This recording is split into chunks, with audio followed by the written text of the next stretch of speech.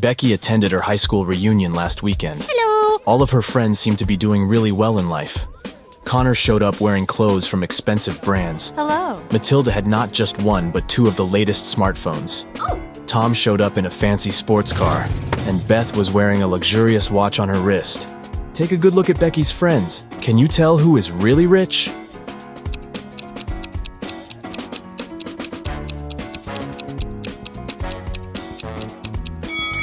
Well, let's see. If you look closely, Connor didn't take off the tags from his clothes. This probably means that he's planning on returning them after the reunion. Yeah. Matilda's phones are fake. Look at the label. It's just a copy of the original brand. Ah. And Beth's watch is way bigger than her wrist, which means that the watch is not really hers. So, Tom is probably the richest person at the reunion. Oh, yeah.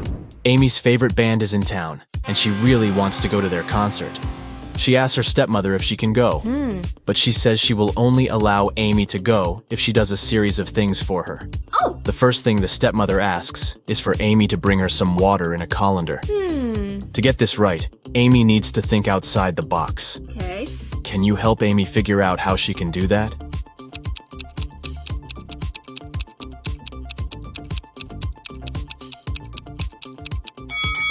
Amy needs to freeze some water and put the cubes in the colander. Yeah. Technically, frozen water is still water, right? Next, her stepmother asks Amy to pick out the perfect evening dress for her. Amy walks into her stepmother's closet, and there are 3 dresses: a red, a green, and a blue. Take a look at the picture. Which dress should Amy choose?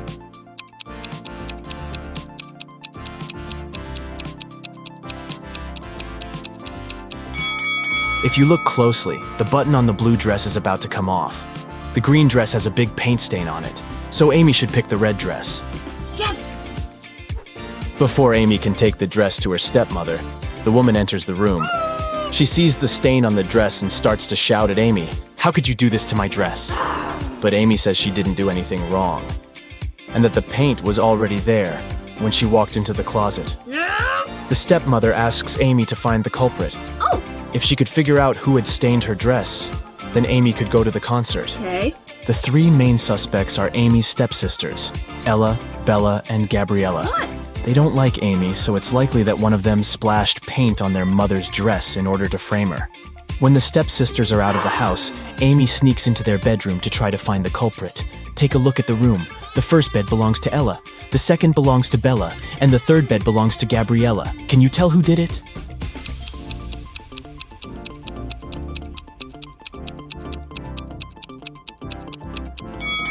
It was Gabriella. Her bed is the third one on the left. And if you look closely, it has a bucket of paint under it. Emily and Barbara are getting ready for a girls' night out. Yes. They are putting on makeup and getting their hair done. They have pretty similar tastes, and their things look pretty much the same. But one of them has more money than the other. Oh. Looking at the image, can you tell which one has the more expensive stuff?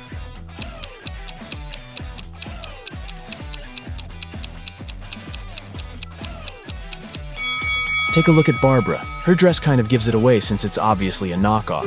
So Emily is the one with the more expensive stuff. Harry decided to backpack around the world on his own. Yeah. On the plane, he sat next to a girl. He asked her where she was from. Yes. But instead of answering, she showed him 2 emojis on her cell phone. Oh. Take a look at the image. Can you tell which country the girl is from?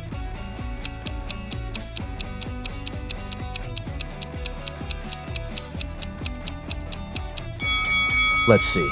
That's an iron and a piece of land. I guess she's from Ireland? As soon as Harry landed in Paris, he went strolling along the streets to find a place to stay. He found a cute little hotel and decided to go inside. Big mistake. Why?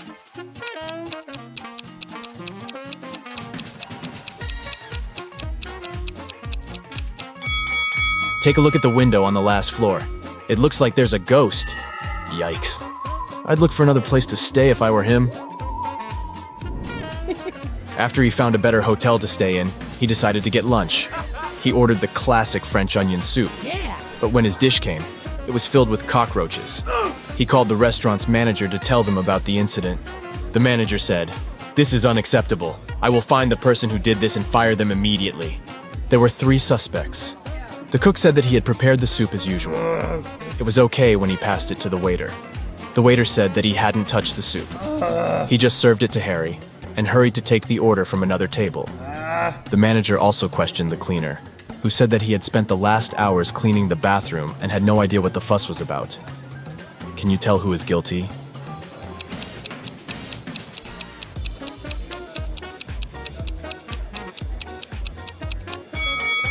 No one.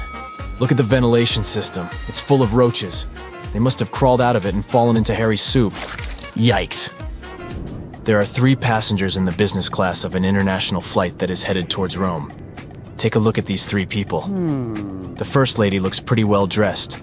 She's wearing a luxurious designer handbag and is texting on her expensive phone. Hello. The guy in the middle is working with stock charts on his laptop, and the third guy is enjoying a cup of coffee while reading an article in the Financial Times. Can you tell which one is the real billionaire?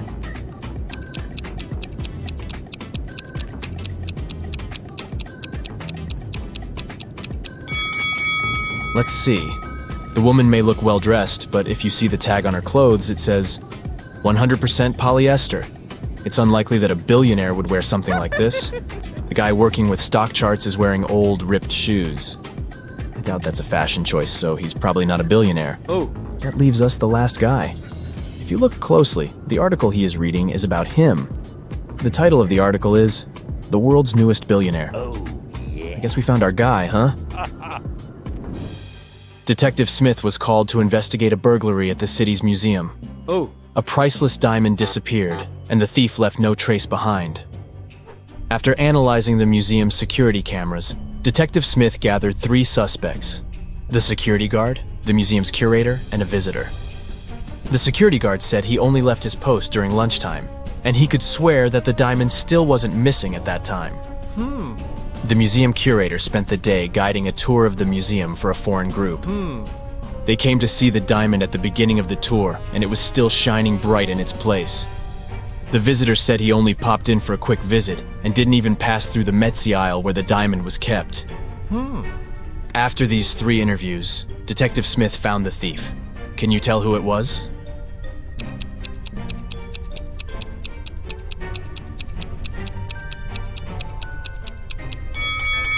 It was the visitor. First of all, he knew the exact location of the diamond inside the museum. Plus, take a look at that string he's fiddling with in his left hand. Detective Smith pulled it from under his sleeve and voila, the diamond was attached to it. I guess he didn't have time to go home and get rid of the diamond, huh? Julie and her friends decided to spend the weekend at a cabin in the woods. They arrived on Friday evening and spent the night playing board games and telling spooky stories. When they woke up on Saturday morning, they found that someone had stolen all their food supply. The door's glass was shattered, but other than that, there were no signs of who could have done it.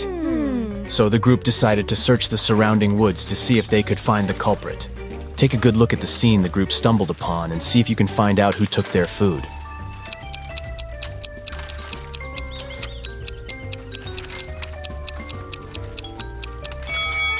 What's that at the left corner? Those look like bear footprints, huh? And not just one, but rather an entire family of bears. Oh, and they even left an Oreo wrapper on the ground as evidence. Yep, these grizzlies were the culprits for sure. Atlas woke up in the attic of an abandoned house. He tried to find a way out of the house, but all he could find was a room with 3 doors. Each door hid a different danger. The windows and floor behind the first door were made entirely of magnifying glass, which meant that the sunlight would probably burn him if he entered. The second door hid a room full of poisonous gas, and behind the third door was a hungry lion. What should Atlas do to escape?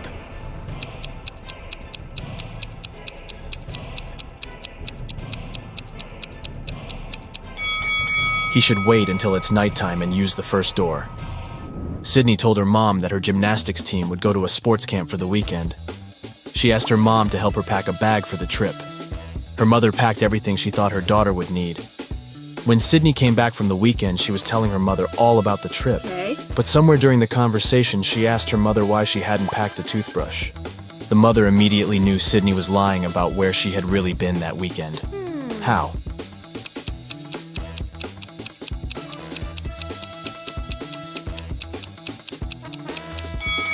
Because Sydney's mother did pack a toothbrush, but she put it under Sydney's gymnastics clothes. If Sydney had really gone camping, she would have used the clothes and found the toothbrush. Kimberly discovered 3 bags in an old attic along with a note. The note said that there were $1 million inside one of the bags. It also said that the 2 other bags were empty. She only had one chance to figure out which bag had the cash, and she could trust that one of the messages written on the bags was true. On the first bag, it said, "The cash is not here." On the second bag, it was written, "The cash is not here." The last bag read, "The cash is in the second bag." If you were Kimberly, which bag would you choose?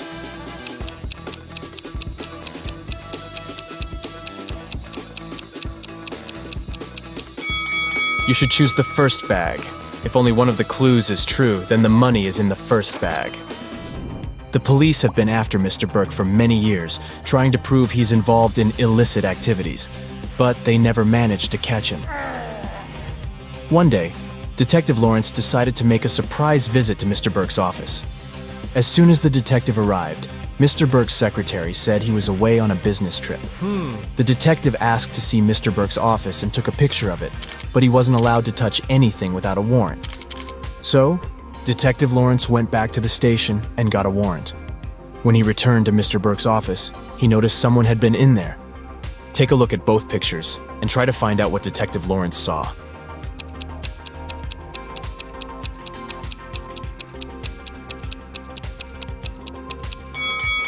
The desk lamp is tilted and the books are in different places. Someone definitely was in that room. Detective Lawrence decided to search Mr. Burke's entire office. In one room, he found there were footprints up until the middle of the room, and then they disappeared. The only window of the room was open. "Oh no!" Detective Lawrence shouted. "I can't believe he escaped again." He took a picture of the room and took it to the police station. At the station, he showed the picture to the other detectives, and one of them said he had cracked the case. Take a look at the picture. How did the detective solve the case?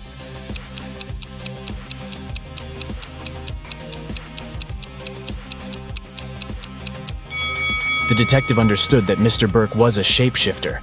This explains why the footprints didn't reach the window. Plus, look at all the bird food on the floor. He probably shapeshifted into a bird and escaped. That's it for today. So hey, if you pacified your curiosity, then give the video a like and share it with your friends. Or if you want more, just click on these videos and stay on the bright side.